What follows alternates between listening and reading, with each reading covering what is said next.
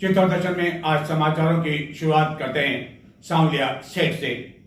चित्तौड़गढ़ जिले के मनपिया कस्बे में चित्तौड़गढ़ जिला मुख्यालय से लगभग 40 किलोमीटर दूरी पर स्थित है सांवलिया सेठ का मंदिर मेवाड़ की कृष्ण धाम, जहां प्रति महीने भंडारा खोला जाता है और इस भंडारे से जो राशि निकलती है उससे कई विकास कार्य करवाए जाते हैं।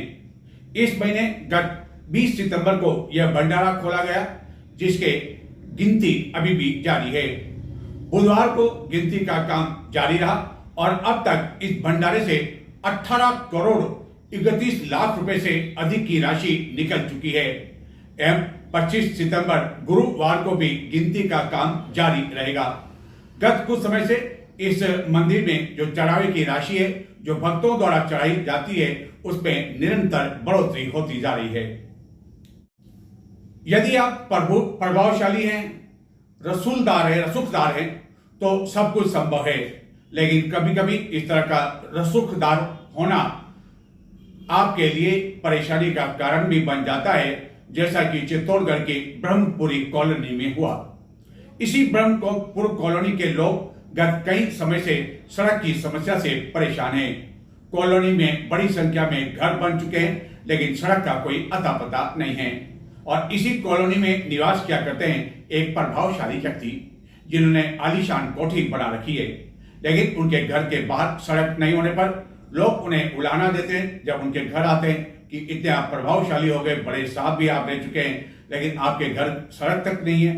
फिर क्या था, साहब पहुंच जाते हैं नगर विकास न्यास के अधिकारियों के पास और उनसे आग्रह करते हैं कि उनके घर के बाहर तो कम से कम सड़क, वो भी डामरीकरण की नहीं, सीसी सड़क बना दी जाए।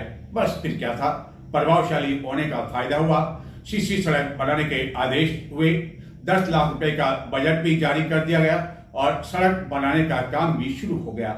लेकिन पूरी ब्रह्मपुरी कॉलोनी में नहीं, बल्कि केवल 2 गलियों में, जिसमें एक गली जहां साहब रहते हैं। जब लोगों को पता चला तो उन्होंने आक्रोश व्यक्त किया, जिनका कहना था कि वह यहाँ पर सीसी रोड बनाए जाने के खिलाफ नहीं है, लेकिन यह भेदभाव क्यों?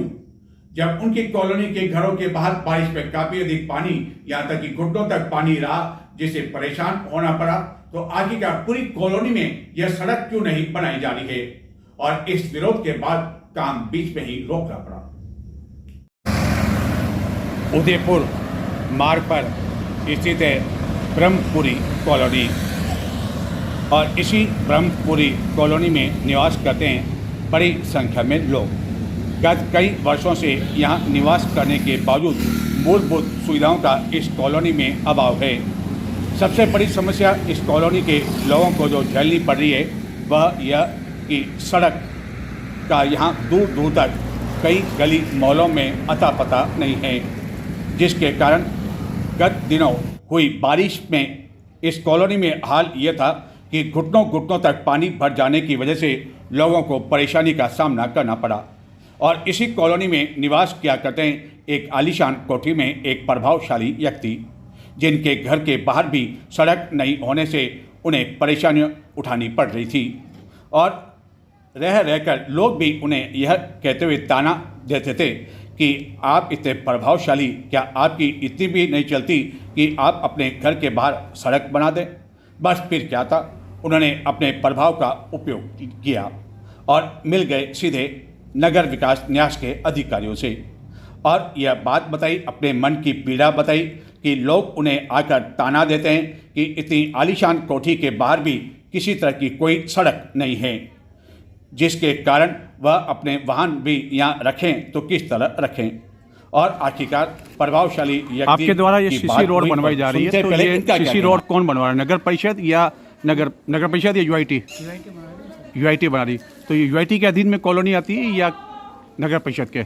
नहीं, ये तो यूआईटी के अधीन में आती है ना, तभी तो सर टेंडर हुआ, वो फिर उन्होंने बताया तब आए हम पे। तो टेंडर केवल एक गली का हुआ या पूरा ब्रह्मपुरी का हुआ? नहीं, ब्रह्मपुरी का ही हुआ सर।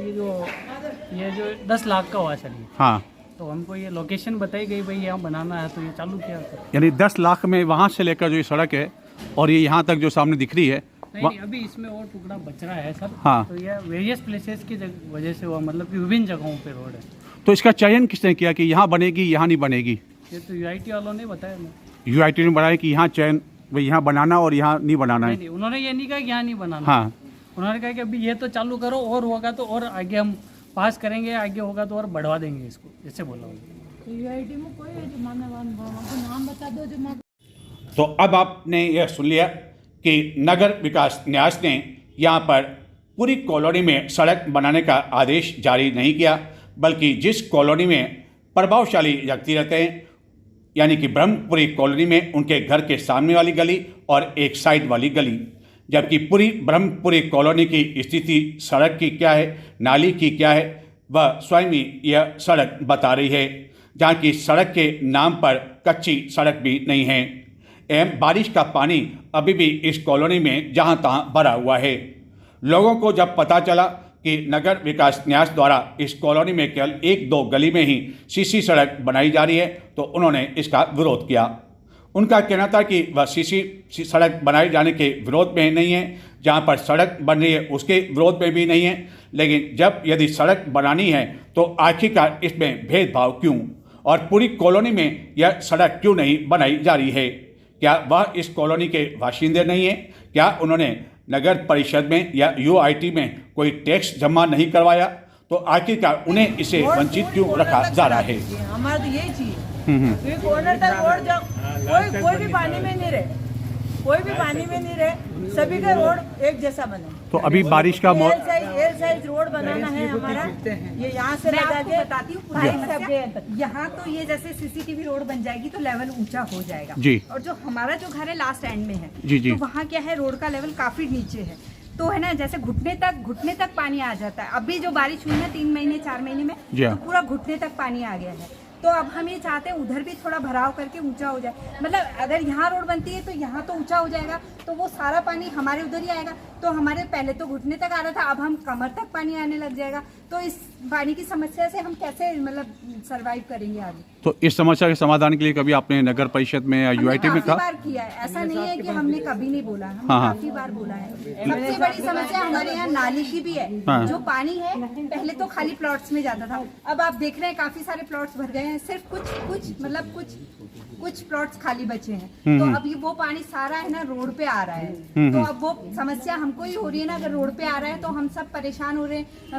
मैं बता रही हूँ, मेरी गाड़ी से मैं निकलना, मतलब मैं कह रही हूँ अब ये 5 महीने बारिश जो आई 4 महीने, उसमें मैं कम से कम 10 बार, वो भी इमरजेंसी के लिए निकली हूँ, वरना मैं निकली भी नहीं हूँ उसका। लोग 2 महीने से घर से बाहर ही नहीं निकल पा रहे हैं, उनके घर के बाहर में पानी इतना भरा है, कोई भी जो मतलब अगर आप मुझे उसका मतलब बता दें कि कौन है उसका मुखिया, तो मैं पक्का कह रही हूँ मैं वहाँ जाके उनके सामने जाके मैं मतलब वहाँ जाके मतलब पूरे हक से और पूरे उससे जाके खड़ी हो सकती हूँ उनके पास कि हाँ हमें इस समस्या का निवारण चाहिए। तो अभी आपने जो नगर यहाँ बन रही है, सड़क बन रही है, जहाँ जितनी भी बन रही है, उसके बारे में भी आपने पता किया होगा कि आपके यहाँ सड़क वो वहाँ बन रही है या नहीं बन रही? क्या आपको जवाब मिला?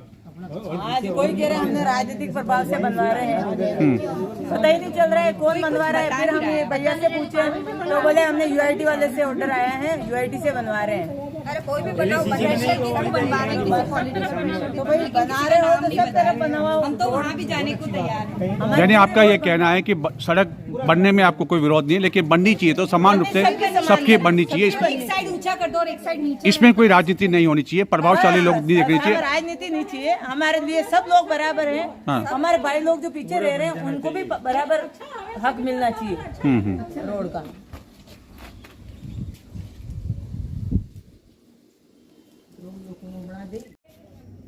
और ब्रह्मपुरी कॉलोनी के जो लोग हैं उनके द्वारा आक्रोश व्यक्त करने की जानकारी जब यहाँ पर यह सीसी सड़क बना रहे ठेकेदार के प्रतिनिधि ने संबंधित ठेकेदार को बताई, तो आखिरकार इस काम को बीच में रोकना पड़ा।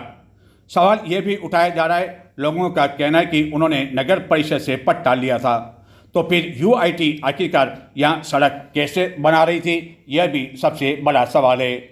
हाल फिलहाल तो प्रभावशाली का जो प्रभाव दिखना था वह रुक गया है, लेकिन यह प्रभाव क्या आने वाले दिनों में फिर से दिखाई देगा या नहीं, यह तो कहा नहीं जा सकता है। लेकिन ब्रह्मपुरी कॉलोनी के लोगों का कहना है कि कम से कम अब तो इस कॉलोनी की सूद ली जानी चाहिए और पूरी कॉलोनी में ही सीसी सड़क नहीं तो कम से कम डामरीकरण की सड़क भी बना देनी चाहिए। हालांकि कई लोगों का कहना है कि यहाँ पानी इतना अधिक बढ़ जाता है कि इसके लिए सीसी सड़क बनाना ही उपयुक्त रहेगा।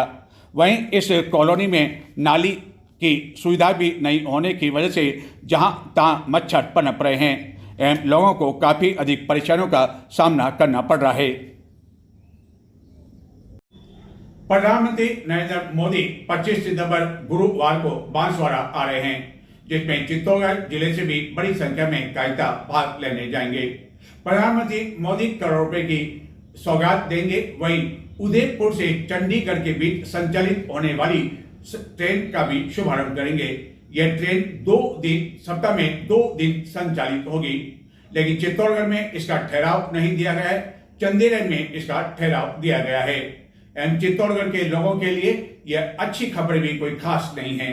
एक और जहां चित्तौड़ में ठहराव नहीं है, वहीं दूसरी ओर चंडीगढ़ से चंदेरिया आने का जो समय है वह तड़के करीब 3:30 बजे रहेगा, जिसके कारण इस समय ऑटो रिक्शा चंदेरिया से चित्तौड़गढ़ तक मिलना मुश्किल, और मिल भी गया तो इसके लिए 200-250 रुपए आपको चुकाने होंगे।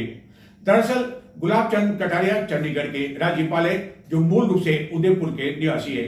उन्होंने गत दिनों रेल मंत्री से यह मांग की थी और आखिरकार भाजपा के बड़े नेता भी वह रह चुके हैं, उनकी मांग पूरी हो गई। तो अब वह हेलीकॉप्टर से चंडीगढ़ से हमीरगढ़ हवाई पट्टी, जो कि अब तक आया करते थे, नहीं आएंगे, इसी ट्रेन में आया करेंगे।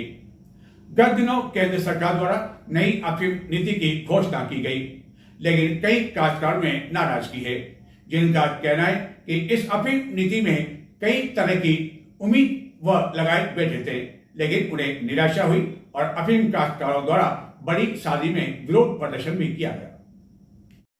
केंद्र सरकार द्वारा इस वर्ष सितंबर महीने में ही नई अफीम नीति की घोषणा कर दी गई, लेकिन इस अफीम नीति को लेकर कई काश्तकारों में नाराजगी भी है, जिन्होंने बड़ी सादड़ी में प्रदर्शन किया और कहा कि गत कई वर्षों में जो पट्टे काटे गए थे उन्हें इस नई अफीम नीति में बहाल नहीं किया गया। वहीं CPS पद्धति को लेकर भी अफीम काश्तकारों में आक्रोश है, नाराजगी है, जिन्होंने कहा कि इसको भी बंद किए जाने की मांग की जा रही थी, लेकिन उस ओर भी ध्यान नहीं दिया गया और न ही अफीम के भाव बढ़ाए गए। पूर्व मंत्री उदयलाल आंजना ने बुधवार से निम्बाड़ा से सांवलिया जी तक की पद यात्रा आरंभ की। यह पद यात्रा निम्बाड़ा से आरंभ होकर बुधवार सायं बदेसर पहुंची, जहां रात्रि विश्राम रहेगा और गुरुवार सवेरे आंजना के साथ अन्य पद यात्री पुनः सांवलिया जी के लिए रवाना होंगे। सेठों के सेठ कहे जाते हैं सांवलिया सेठ, और इसी सांवलिया सेठ के लिए चित्तौड़गढ़ जिले के निम्बाड़ा कस्बे से पूर्व मंत्री उदयलाल आंजना ने नाचते झूमते हुए अपने समर्थकों के साथ पद यात्रा आरंभ की। और निम्बाड़ा से यह पद यात्रा आरंभ होने के बाद बीच मार्ग में अन्य कई पद यात्री एवं कांग्रेस कार्यकर्ता इस पद यात्रा में शामिल होते गए और यह पद यात्रा बुधवार सायं बदेसर पहुंची, जहां इसका रात्रि विश्राम रहेगा और गुरुवार सवेरे यह पद यात्रा पुनः सांवलिया जी के लिए रवाना होकर सांवलिया जी पहुंचेगी। तो ये थे आज के समाचार। नमस्कार।